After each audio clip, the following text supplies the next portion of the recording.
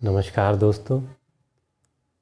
इसके पहले हमने वीडियो में जो पढ़ा हुआ था हिंदी भाषा का विकास और उसका कालक्रम, उसी के आगे हम आज उससे जो बने हुए कुछ प्रश्न हैं जो महत्वपूर्ण हैं, आपकी प्रतियोगी परीक्षाओं में पूछे जाते हैं और अक्सर आते रहते हैं और अलग अलग परीक्षाओं में अलग अलग तरीके से या ढंग से पूछे जाते हैं, उसी का आज हम अध्ययन करेंगे। जो हमने पिछले वीडियो में पढ़ाया हुआ है उसी से रिलेटेड हैं। और यदि इसके बावजूद भी और कुछ क्वेश्चन होंगे जो आपके मन में होंगे जिसका आंसर आपको मालूम नहीं होगा, तो आप अपने क्वेश्चन को कमेंट बॉक्स में, या अगर आपके कोई सुझाव हैं तो आप उसमें कमेंट बॉक्स में दे सकते हैं, ताकि उन प्रश्नों के उत्तर भी आपको आने वाले वीडियो में सरलता से हम उपलब्ध करा देंगे। और रही बात ये वीडियो की, यदि ये वीडियो आपको पसंद आता है तो आप बाकायदा लाइक कीजिए, अपने दोस्तों को शेयर कीजिए और सब्सक्राइब करना ना भूलिए। अपने दोस्तों को भी सब्सक्राइब करने के लिए बतला दीजिए, ताकि वे भी यदि हिंदी भाषा में अगर रुचि रखते हैं और एग्ज़ाम की तैयारी कर रहे हैं तो ये वीडियो उनके लिए बहुत उपयोगी होगा। और बेल आइकन को दबा दीजिएगा ताकि आपके स्क्रीन पर, आपके मोबाइल पर जब भी ये वीडियो आए तो आपको आसानी से उपलब्ध हो जाए। तो चलिए शुरुआत करते हैं दोस्तों आज के वीडियो में। और आज के वीडियो में हम हिंदी भाषा के पहले प्रश्न को अपन ध्यान से देखेंगे। इस वीडियो में जो आज का वीडियो बनेगा दोस्तों बहुत ही इम्पोर्टेंट है, ध्यान से समझिएगा। आकृति या रूप के आधार पर हिंदी क्या है? वियोगात्मक या विश्लिष्ट भाषा है। ये महत्वपूर्ण है दोस्तों, परीक्षाओं में पूछा जाता है और ज़्यादातर ये परीक्षाओं में, बड़ी एग्ज़ामों में पूछा जाता है, पूछा भी गया है। नेट या जेआरएफ की जो एग्ज़ाम होती है उसमें अक्सर ये पूछा जाता है। बहुत ही डीपली है ये क्वेश्चन और इतने डीप में हम जाकर के आपको पढ़ा रहे हैं। बहुत सारे बच्चों का एक कहना आएगा कि सर इतने डीपली जाकर के आप पढ़ा रहे हैं, तो मैं आपको पहले ही बता देना चाहता हूँ कि जो हम पढ़ रहे हैं आसानी से पढ़ेंगे और हर चीज़ को पढ़ेंगे, ताकि हिंदी से रिलेटेड कहीं से भी क्वेश्चन अगर आपको आता है, चाहे वो छोटे एग्ज़ाम हो या बड़े एग्ज़ाम, आपको उसकी जानकारी होना चाहिए और उस क्वेश्चन का आंसर आप आसानी से एक समय पर दे सकें। ठीक है, क्योंकि आपकी एग्ज़ाम एक टाइम लिमिटेड होती है और उसको समझना है। क्योंकि कई बार अक्सर ये होता है, हमारे दोस्तों ने हमसे पूछा है कि सर ये तो हमने किताबों में पढ़ा ही नहीं, तो ये किताबों में था ही नहीं। तो ऐसा नहीं है दोस्तों, यदि आपने जिस पुस्तक का उपयोग किया है हो सकता है उस पुस्तक में ना हो, किसी दूसरी पुस्तक में हिंदी की ही आपको ये मिल सकता है। रही बात हमने ध्यान से पढ़ा है नहीं पढ़ा है, ये हमारे ऊपर डिपेंड करता है। तो हम जो पढ़ा रहे हैं उसको ध्यान से पढ़ना है, समझना है। कहीं अगर दिक्कत हो आप कमेंट बॉक्स में लिख सकते हैं, उसको हम अगले वीडियो में आपको परेशानियों को दूर कर देंगे। जैसा कि आकृति या रूप के आधार पर जब ये पूछा जा रहा है, तो आकृति या रूप के आधार पर हिंदी वियोगात्मक या विश्लिष्ट भाषा है। प्रश्न यहाँ से बनता है कि हिंदी आकृति या रूप के आधार पर कौन सी भाषा है। ठीक है, तो आपको क्या लगाना है आंसर? वियोगात्मक या विश्लिष्ट। अब ये वियोगात्मक या विश्लिष्ट क्या होती है, तो इसके बारे में भी अगर हम डीप में जाएंगे तो ये इसकी पूरी जानकारी हम देंगे। हिंदी जो है वियोगात्मक भाषा है, ध्यान रखिएगा दोस्तों। और जो संस्कृत है, हिंदी की जो जननी है संस्कृत है, वो संयोगात्मक है। यहाँ दोनों में आपको याद करने के हिसाब से मैं बता दे रहा हूँ। हिंदी भाषा वियोगात्मक भाषा है और संस्कृत भाषा संयोगात्मक है। वैसा ही विश्लिष्ट की अगर हम बात करें तो हिंदी जो भाषा है विश्लिष्ट भाषा है। इसको आप ध्यान से जब भी आप एग्ज़ाम में बैठे और ये क्वेश्चन आता है तो इसी तरह से ध्यान रख कर के आंसर लगाएंगे। दूसरा है दोस्तों प्रश्न आपका, भाषा परिवार के आधार पर हिंदी भारोपीय परिवार की भाषा है। इस चीज़ को अपन ध्यान देंगे दोस्तों। भाषा परिवार, हिंदी का एक भाषा परिवार है दोस्तों। आगे चल कर के हम बताएंगे कि ये भाषा परिवार क्या है, उसी के आधार पे 2 से 3 क्वेश्चन आपके महत्वपूर्ण बनते हैं। तो पहले अपन इसको देखते हैं भाषा परिवार के आधार पर। भाषा परिवार मैं अभी बताता हूँ आपको। भाषा परिवार के आधार पर हिंदी जो है भारोपीय परिवार की भाषा है। क्या की भाषा है? भारोपीय परिवार। अब ये भारोपीय परिवार क्या है इसको समझ लेते हैं, और इसको समझने के लिए हम हमारे देश का एक नक्शा हमने बनाया हुआ है जो कि एशिया महाद्वीप में आता है, सभी लोग जानते होंगे। और इसके ऊपरी हिस्से में यूरोप महाद्वीप है। क्या है? यूरोप महाद्वीप में। तो आपने इसके पहले पढ़ा हुआ है कि जो हमारे यहाँ प्राचीन नदी है सिंधु, जो कि कहाँ से होते हुए आगे बढ़ी हुई है? ये लद्दाख, जो कि हमारे देश का हिस्सा है, यहाँ से एशिया महाद्वीप से होते हुए ये यूरोप महाद्वीप में गई है। और यूरोप महाद्वीप के किस हिस्से को छू रही है? वो ईरान के हिस्से को छू रही है। और ईरान कहाँ का हिस्सा है आपका? यूरोप महाद्वीप का। इसीलिए इसको क्या कहा गया है? भारोपीय। भारोपीय मतलब भारत और ये यूरोप, इससे मिलकर के, जैसे ये अपन ने यहाँ पे एक उदाहरण के तौर पर एग्जाम्पल में भारत धन यूरोप, या इसको धन को अपन प्लस भी कह सकते हैं, भारत प्लस यूरोप, क्योंकि हमारी जो भाषा है भारोपीय है, भारत और यूरोप, इसमें दोनों का मिश्रण है दोस्तों। इसीलिए जो भाषा कैसी हो गई? भारोपीय। अब भारोपीय परिवार, परिवार में एक या एक से अधिक होते हैं व्यक्ति, उसी से मिलकर के परिवार बनता है। ठीक है, तो यहाँ का परिवार और यहाँ का परिवार, इन दोनों का आपस में क्या हुआ है? संपर्क हुआ है। और इसी संपर्क से क्या हुआ है? हमारी हिंदी भाषा का जन्म हुआ है। और किस आधार पर हिंदी भाषा का नाम हिंदी रखा गया है दोस्तों? अपन ने पढ़े हैं, हिंदी भाषा सिंधु नदी के आधार पर हिंदी का जन्म हुआ है। ठीक है, और हिंदी की आदि जननी किसे कहा जाता है? तो दोस्तों ध्यान रखना है, संस्कृत। हिंदी की आदि जननी क्या है? संस्कृत। ठीक है, अब बात आ जाती है भारत में। अगला प्रश्न अपन देखते हैं दोस्तों। भारत में 4 भाषा परिवार है। कितने परिवार हैं? 4 भाषा परिवार। इसके पहले अपन ने पढ़ा था भाषा परिवार के आधार पर हिंदी भारोपीय परिवार की भाषा है। अब अगला प्रश्न यहाँ से क्या बन रहा है? भारत में 4 भाषा परिवार है। कितने? 4। ठीक है, अब 4 भाषा परिवार में पहला जो भाषा परिवार है ये भारोपीय है। दूसरा क्या है? द्रविड़। तीसरा क्या है? आस्ट्रिक। और चौथा क्या है दोस्तों? चीनी तिब्बती। ठीक है, मतलब हमारे देश में कितने भाषा परिवार के लोग रहते हैं? 4 भाषा परिवार के लोग रहते हैं, भारोपीय, द्रविड़, आस्ट्रिक और चीनी तिब्बती। ठीक है दोस्तों, अब बात ये हो जाती है, इससे भी एक क्वेश्चन बनता है दोस्तों कि भारोपीय परिवार तो ठीक है, लेकिन भारोपीय परिवार में रहने वाले लोगों का प्रतिशत कितना है? ये भी एक प्रश्न बनता है दोस्तों। उसमें विकल्प के रूप में आपको दे दिया जाएगा, चाहे यहाँ पर प्रश्न इस प्रकार से बन जाए कि भारोपीय परिवार का प्रतिशत कितना है, तो ये चारों ऑप्शन आपको दे देंगे, 73%, 25%, या 1.3% या 0.7%। तो यहाँ आपको टिक मार्क करना है दोस्तों। तो जैसा कि भारोपीय परिवार का जो प्रतिशत है दोस्तों, हमेशा याद रखिएगा 73% हमारे यहाँ पे भारोपीय परिवार वाले लोग रहते हैं। फिर द्रविड़ परिवार के लोग हमारे यहाँ पे 25% हैं। ठीक है, इसके बाद में आस्ट्रिक परिवार हमारे यहाँ पर कितने हैं? 1.3% है। ठीक है, और चीनी तिब्बती जो लोग हैं ये है हमारे यहाँ पे 0.7%।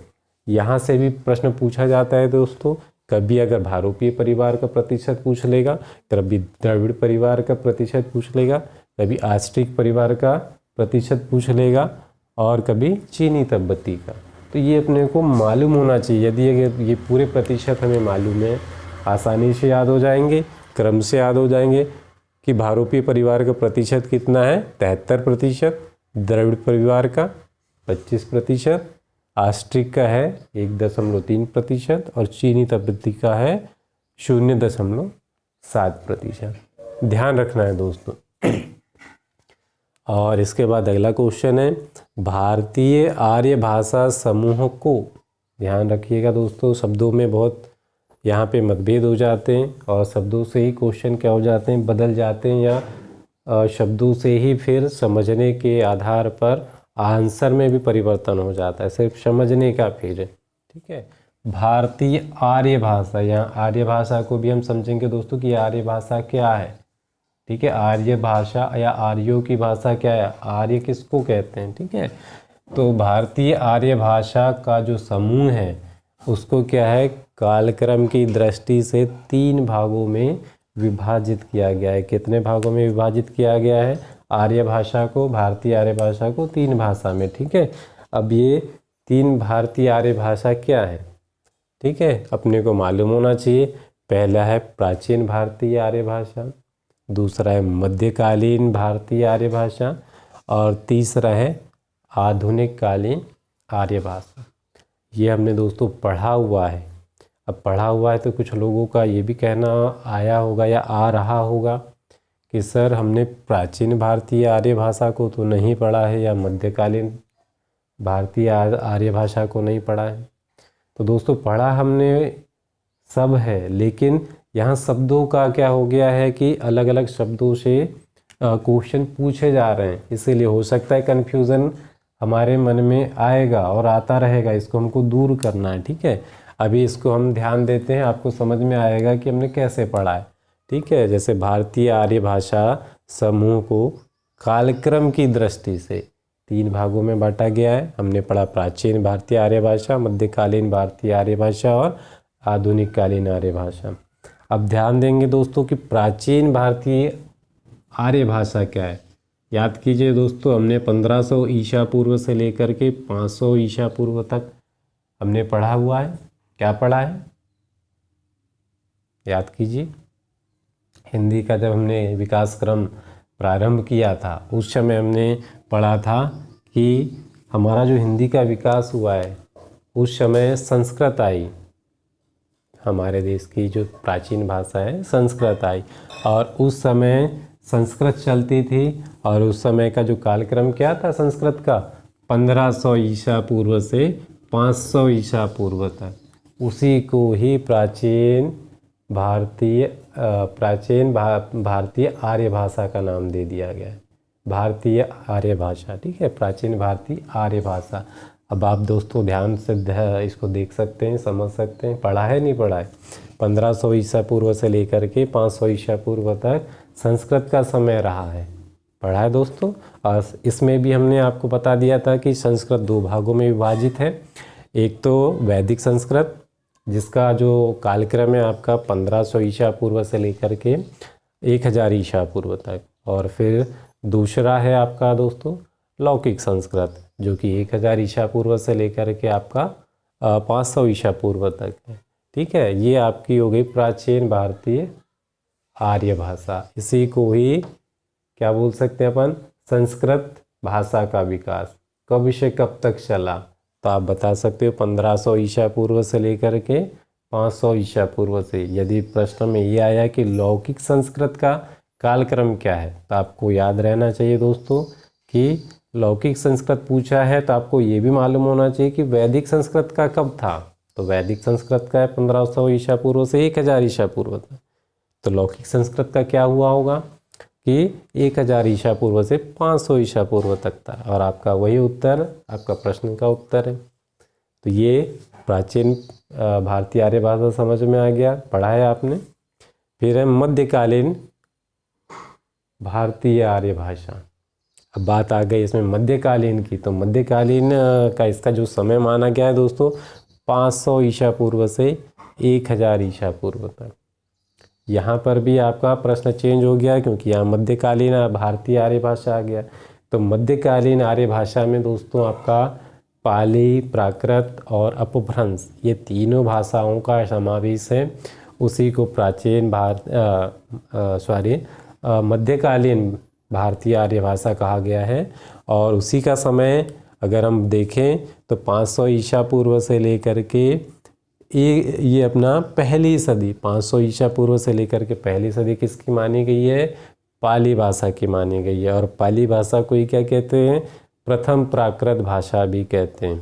यहाँ से भी सवाल पूछा जाता है दोस्तों। फिर अगर ये 500 ईसा पूर्व से पहली शताब्दी की अगर हम बात करें तो यहाँ पाली भाषा चली। अब पहली शताब्दी से 500 ईस्वी, यहाँ से सन चेंज हो गया, ईसा पूर्व से लेकर के पहली सदी ईस्वी आ गई दोस्तों। अब पहली सदी ईस्वी से 500 ईस्वी तक क्या चला, पाली के बाद प्राकृत चली। तो प्राकृत भाषा को दूसरे शब्दों में क्या कहा जाता है, द्वितीय प्राकृत भी कहा जाता है, और जिसका समय काल क्या था, पहली सदी से 500 ईस्वी सन था। ठीक है, और फिर 500 ईस्वी सन के बाद में क्या आई, अपभ्रंश आई, जिसका समय काल क्या था, 500 ईस्वी से लेकर के 1000 ईस्वी, जो अपभ्रंश का समय था। और तीनों भाषाओं को क्या कहा जा रहा है दोस्तों, मध्यकालीन आर्य भाषा। देखिए ये हमने पहले भी पढ़ चुका है और इसको हम फिर से एक बार यहाँ रिवीजन के तौर पर हम कर रहे हैं। इसको सिर्फ आपको ध्यान से सुनना है, समझना है। इसके बाद भी यदि आपका अगर कोई क्वेश्चन हो, प्रश्न हो, बाकायदा आप कमेंट बॉक्स में लिख करके आप भेज दीजिएगा, क्योंकि इसके आने वाले वीडियो में ही इसका हम समाधान कर देंगे। तो हमको कन्फ्यूजन नहीं होना है, तो कन्फ्यूज़न को दूर करने के लिए हम इतनी गहराई तक जा रहे हैं। और सभी जो प्रश्न हैं, जब तक हम अध्ययन गहराई से नहीं करेंगे दोस्तों, तो हम बहुत सारे प्रश्नों का उत्तर नहीं दे पाएंगे और हमें ये लगेगा ये तो हमने पढ़ा ही नहीं था। जैसा भी आप कुछ दोस्तों को ऐसा लगा होगा कि प्राचीन भारतीय आर्य भाषा हमने नहीं पढ़ा, फिर मध्यकालीन भारतीय आर्य भाषा हमने नहीं पढ़ा, लेकिन जब हमने उसका क्या किया मतलब विस्तार से जब हमने आपको बताना चालू किया तो समझ में आ गया कि प्राचीन भारतीय आर्य भाषा किसको कहते हैं, संस्कृत को कहते हैं, और मध्यकालीन आर्य भाषा आपका पाली, प्राकृत और अपभ्रंश को कहते हैं। उनका समय काल भी है दोस्तों, आपको मालूम है, पहले हमने पढ़ चुका है। अब इसके बाद आते हैं दोस्तों आधुनिक भारतीय आर्य भाषा। अब यहाँ पे इसका सन क्या दिया हुआ है, देखिए 1000 ईस्वी से अब तक, मतलब आधुनिक आर्य भाषा जो है वर्तमान में जो 1000 ईस्वी से अब तक जो चली आ रही है उसको आधुनिक भारतीय आर्य भाषा में लिया जाएगा। इसमें भारतेंदु युग, द्विवेदी युग और बहुत सारे युग आएंगे दोस्तों, प्रगतिवाद युग, प्रगति युग और ब्रज भाषा, अवधी भाषा, खड़ी बोली, इस तरह के बीच बीच में अब ये सब कहाँ आएगा, आपका आधुनिक भारतीय आर्य भाषा में आएगा। और इन सभी को भी हम क्या करेंगे, विस्तार से पढ़ेंगे। और प्राचीन भारतीय आर्य भाषा, मध्यकालीन भारतीय आर्य भाषा और आधुनिक कालीन भारतीय आर्य भाषा, इनसे भी हम विस्तार से आने वाले वीडियो में गहराई से इसको हम पढ़ेंगे, ताकि इनके अंदर जो छुपे हुए या इस समय में जो महत्वपूर्ण प्रश्न हैं आपके, वो आते हैं परीक्षाओं में और पूछे जाते हैं, चाहे वो छोटी एग्ज़ाम हो चाहे बड़ी एग्ज़ाम हो। तो उसी को अपने को क्या है, समझने के लिए इनका विस्तार से अध्ययन करना बहुत ज़रूरी है। हम नेक्स्ट वीडियो में प्राचीन भारतीय आर्य भाषा, मध्यकालीन भारतीय आर्य भाषा और आधुनिक कालीन आर्य भाषा के बारे में भी जो आने वाले प्रश्न बनते हैं उसका अध्ययन करेंगे।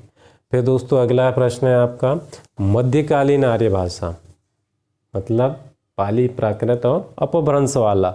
उसको 3 भागों में विभाजित किया गया है। जैसा कि अभी हमने बताया, मध्यकालीन आर्य भाषा को पाली, प्राकृत और अपभ्रंश भाषा में विभाजित किया गया है। प्रश्न यहाँ पर ये तो आएगा ही आएगा, लेकिन प्रश्न क्या बनता है कुछ परीक्षाओं में, कितने भागों में विभाजित किया गया है। तो जो मध्यकालीन आपका आ जाता है ये दिमाग से निकल जाता है दोस्तों। मध्यकालीन आर्य भाषा आने से हम कन्फ्यूज़न में पड़ जाते हैं।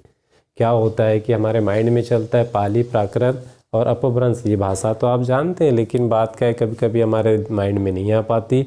मध्यकालीन आर्य भाषा किससे कहते हैं, तो हमने अभी उसको स्पष्ट कर दिया है। अब आपको मालूम हो गया है कि मध्यकालीन आर्य भाषा को 3 भागों में विभाजित किया गया है। इसमें पहला क्या है दोस्तों, पाली, दूसरा प्राकृत और तीसरा अपभ्रंश। अब तीनों के हमने जो उपनाम हैं या इनको दूसरे अन्य नामों से भी जाना जाता है, जैसे पाली को प्रथम प्राकृत, प्राकृत को द्वितीय प्राकृत और अपभ्रंश को तृतीय प्राकृत। इनसे भी प्रश्न पूछा जा सकता है। द्वितीय प्राकृत किसे कहा जाता है? विकल्प में 4 ऑप्शन दिए जाएंगे। तृतीय प्राकृत के रूप में किस भाषा को जाना जाता है? ये भी प्रश्न बन सकता है। तो आपके पास में उत्तर है तृतीय प्राकृत आपकी अपभ्रंश भाषा है। उसके बाद में दोस्तों इधर देखते हैं अगले प्रश्न की ओर। अवहट्ट भाषा का समय। अवहट्ट भाषा का समय 900 ईस्वी से 1100 ईस्वी माना जाता है। ठीक है, ये दोस्तों इसमें अलग अलग विद्वानों का अलग अलग मत है, लेकिन हम ऐसा मत आपके सामने प्रस्तुत कर रहे हैं जो सर्वमान्य है, जिसको सभी विद्वानों ने माना है और ज़्यादातर मानते आए हैं। तो अगर आपको ये पूछा जाए कि अवहट्ट भाषा का समय काल या उसकी अवधि, तो 900 ईस्वी से लेकर 1100 ईस्वी मानी जाती है। इस पर आप अपना आंसर लगाएंगे दोस्तों। तो आज का वीडियो कैसा लगा? अगर आपको पसंद आया हो तो बाकायदा आप वीडियो को लाइक कीजिए, अपने दोस्तों को शेयर कीजिए, सब्सक्राइब कीजिए और बेल आइकन को दबाना ना भूलें। यदि आपके अगर कोई प्रश्न या सुझाव है तो आप कमेंट बॉक्स में लिख करके ज़रूर भेजें, ताकि आने वाले जो भी आपकी शंकाएं हैं समाधान हम अगली वीडियो में कर सकें। और आज के इस वीडियो के लिए बस इतना ही। मिलते हैं हम नेक्स्ट वीडियो में। धन्यवाद।